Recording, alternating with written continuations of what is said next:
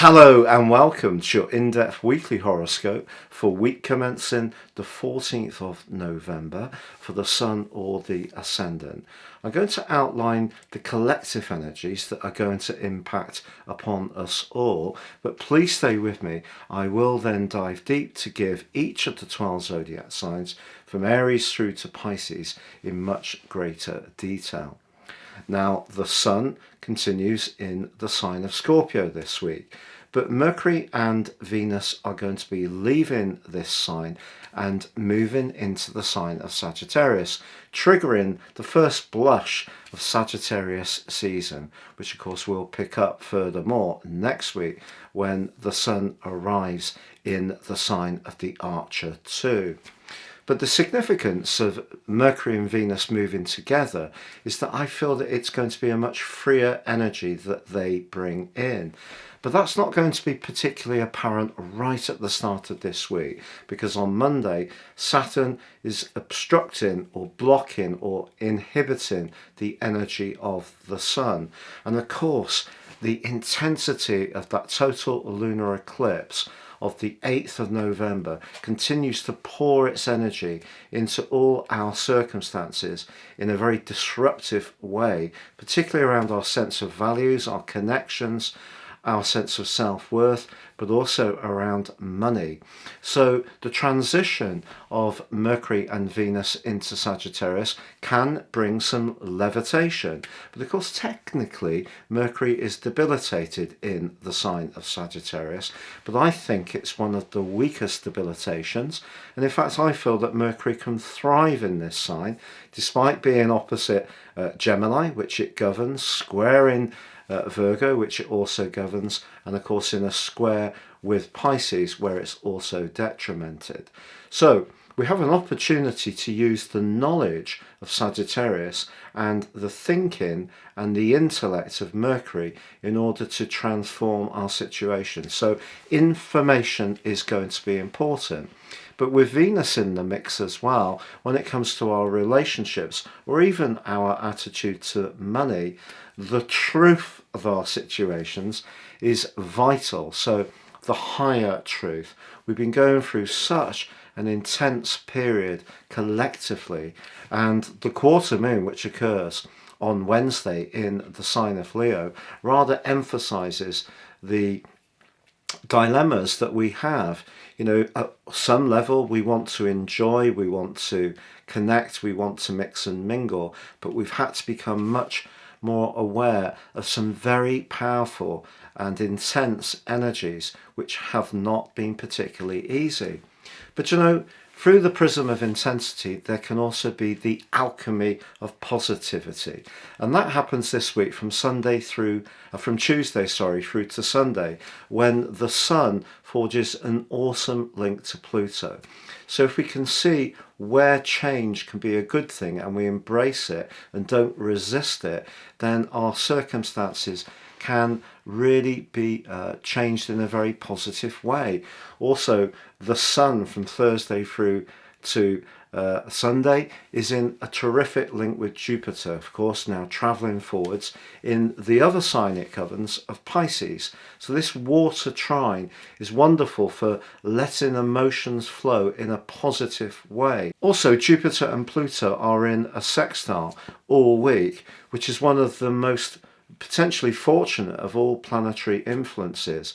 It is true that Mars continues to retrograde. It is true it continues to be in a square with the equally retrograding Neptune. And so information can continue to be distorted, or it can be tricky to really get to the nub of certain matters.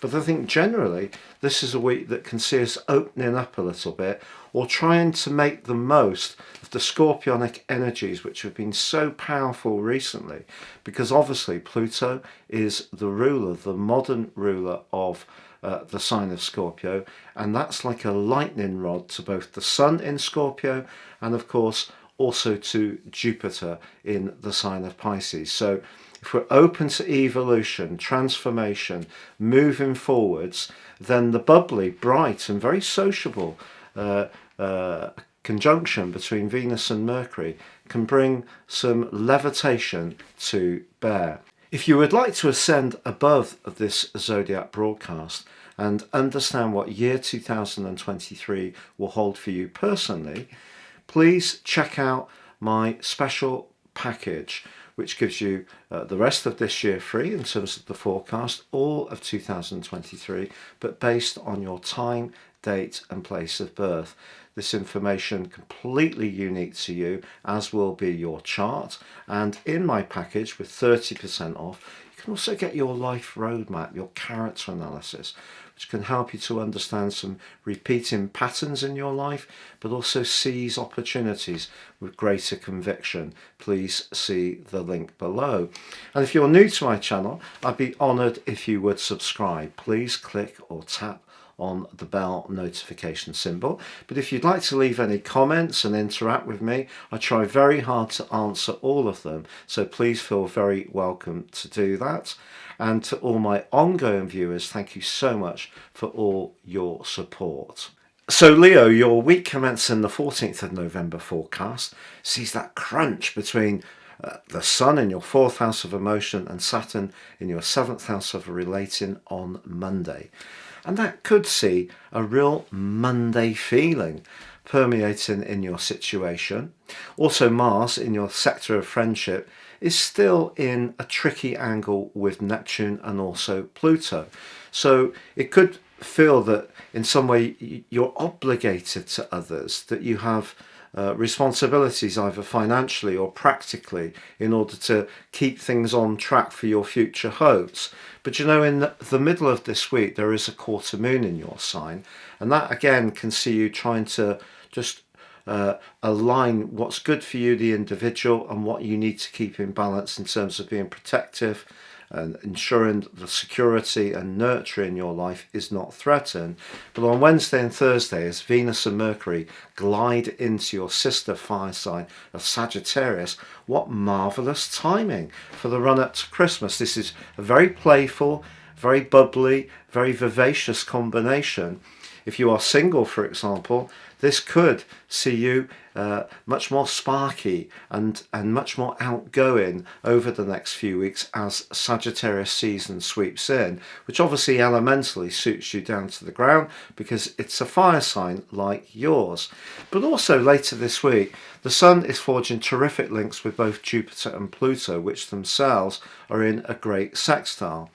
Now, people who have Jupiter and Pluto in sextile or trine, and sometimes in conjunction in their natal horoscopes, often end up being really quite successful. So there's an opportunity with Jupiter being in your 8th house of business and longer term finance to blend the go-getting energies of Jupiter, but also the spiritual dimension of the sign of Pisces, with the attention to detail and thrust and desire that Pluto can give you in the 6th house.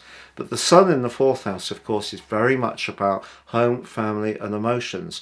So something can transform around your home, your immediate world, as this week draws to a close, that I feel that can see something falling into place. Perhaps it's some work or alterations in your personal sphere that finally gets completed, or perhaps it's something going on at a much deeper level within you, some kind of transformation that just makes you feel more secure and more balanced around life's practicalities, which is really important because then that sets the stage for the Sun travelling into Sagittarius to catch up with Venus and Mercury next week, and that's going to see you in a much more playful, sociable vibe for the run-up to Christmas.